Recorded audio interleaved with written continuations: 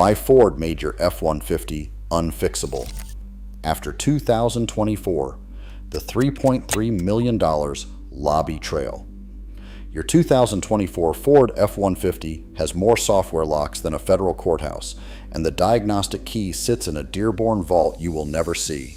A water pump job that cost $300 in 2010 now costs $1,800 at the dealer.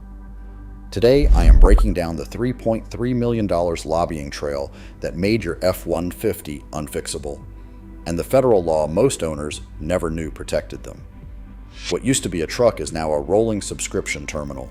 The 12-inch touchscreen and heated seat paywall are the bait. The trap is underneath. A 2024 F-150 transmission control module replacement costs more than $2,000. Because the module must be flashed with proprietary software, Ford refuses to license to independent shops. This was engineered deliberately. Then comes the surveillance layer. Modern F-150s transmit driving and location data to Ford servers continuously. The Mozilla Foundation ranked car brands the worst product category they had ever reviewed for privacy. You operate a data terminal that happens to have wheels, but a quiet rebellion is building. It is called the right to repair loophole, and the window is closing fast. But here is where it gets really serious. The lockout is not one policy. It is 5 layered mechanisms working together. Let me walk you through each one. Number 1, the diagnostic protocol layering. Since 1996, every vehicle sold in America has been required by EPA mandate to use the OBD-II diagnostic standard. That was supposed to be an open language any mechanic could read. Starting around 2010, automakers including Ford began layering proprietary protocols on top of OBD-II, secure gateway modules, encrypted CAN bus messages, and manufacturer-specific PIDs. Your 1998 F-150 with the 4.6-liter Triton could be diagnosed with a $40 scanner from any parts store. Your 2024 F-150 with the 3.5-liter EcoBoost requires a Ford IDS subscription that runs over $1,000 a year, and even then, key functions are dealer locked. The federal mandate that was supposed to liberate owners has been quietly inverted into a cage. But that is not the worst part. Number 2, the part pairing system. Modern Ford trucks now use what the industry calls VIN pairing on critical components. If you replace a battery on a 2024 F-150 Power Boost Hybrid, the truck has to be told the new battery is there through a dealer-level scan tool. If you replace a headlight assembly with adaptive matrix LEDs, the module has to be coded. The parts themselves are not broken. They are intentionally handicapped until a dealer technician unlocks them.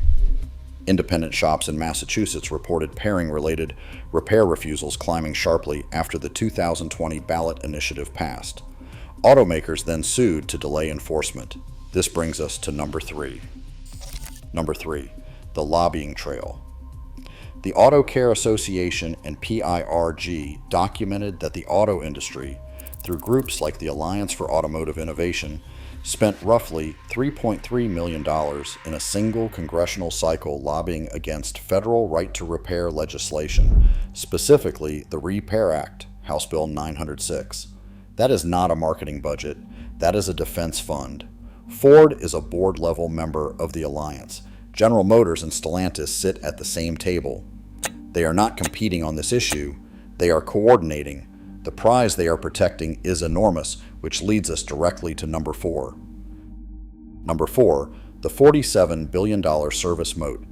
Dealer parts and service revenue across the U.S. franchise dealer network generates tens of billions of dollars annually. Industry analysts at Cox Automotive and NADA have tracked fixed operations as the single most profitable department at the average dealership, often accounting for the majority of total store profit. A Ford dealer does not make real money selling you the truck. They make real money owning the next 15 years of repairs on it. Every aftermarket part you install, every independent shop you visit, every YouTube tutorial you follow is a direct attack on that revenue stream. 47 million American vehicle owners are affected by repair restrictions, according to advocacy estimates from the Repair Association.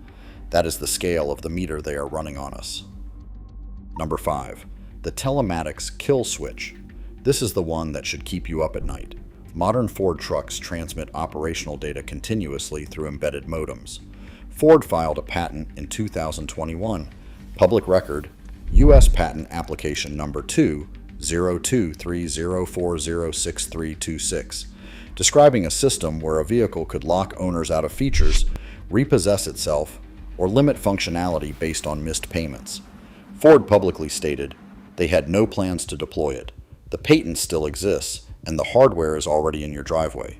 You do not own a 2024 F-150 outright the way your father owned his 1994 F-150. You operate it under terms that can be remotely modified. Trucks made before 2010 did not have this capability because the silicon to enable it was not in them. That is the loophole window. That is why prices on clean 7.3-liter Power Stroke Super Duties, 4.9-liter inline-six F-150s, and 5.0-liter pushrod trucks from 1987 to 2003 are climbing every quarter. Viewer Mike R. wrote in the comments of our last video that he took his 2023 F-150 to his independent guy for a coolant leak. He plugged in his scanner and got nothing but generic codes. He had to send it to the dealer.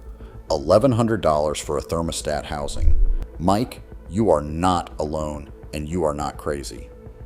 What your independent mechanic ran into is exactly the secure gateway module barrier I just described. The part itself is $45. The Lockout is the product. Let me know in the comments if you have hit the same wall on a 2022 or newer F-150, Super Duty, or Bronco. I want a map where this is hitting hardest. This is bigger than truck repair. This is about whether ownership still means anything in America. When a manufacturer can lock you out of the machine you paid $65,000 for, dictate who is allowed to fix it, charge whatever they want for the privilege, and harvest your driving data on top of it, you do not own that truck. You are merely subscribing to it. The Federal Repair Act remains stalled. The FTC has signaled support for right-to-repair principles, but enforcement has been narrow. And the next generation of F-150, the all-electric Lightning platform, pushes even more functionality behind software walls and over-the-air update gates. If this trajectory continues, by 2030 the average independent shop will be locked out of more than half of the vehicles on American roads. But they underestimated the American mechanic.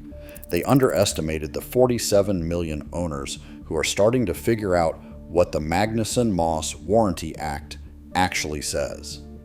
If this information made you see your truck differently, hit the like button.